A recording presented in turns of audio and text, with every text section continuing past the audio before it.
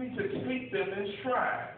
And with good cheer, the writer says here, these limitations that cut me down the side, that sometimes we have a distorted view of ourselves, that we're all sinners saved by grace, the charis of God, that grace, that it's a gift, that it's God's precious gift to you, and that everything that you are is because of God's grace, and it's cut me down the side. That sometimes you'll go through abuse, sometimes you'll go through horrible accidents, many days you will go through stunning opposition. There will be many times that you will have breaks, bad breaks, but you need to just let Christ take over. And so the weaker I get, the stronger I become. And I'm telling you literally that your weakness has put you in God's territory. Read through the scriptures, sitting down right now.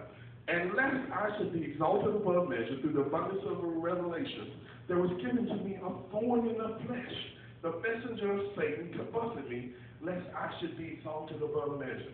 Praise God that you didn't get, some of us have been beaten enough by this messenger of Satan. He has buffeted us enough to keep us so from getting into personal pride to the degree that we miss God. That's, like I said, some of us find God in the low places, in some of the tough spots in our life. Thank God for those tough spots.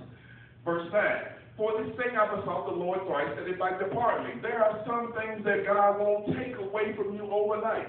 There are some bitter pills that you'll have to endure from this day to the end. There are some maladies in some of our bodies that God won't remove. But God gives us the grace to endure it. He said literally here in verse 9, he said unto me, my grace is sufficient.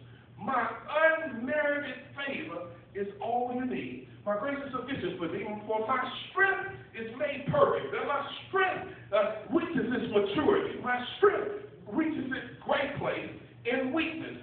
Most gladly, therefore, will I rather glory in my infirmities. I take pride in the times that I go through, that the power of Christ may rest upon me.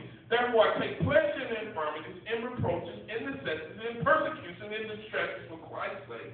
For when I'm weak, then I am strong. And literally, I'm telling you, thank God that your weaknesses have landed you in God's territory. Your weak places have left God much room to work in your life.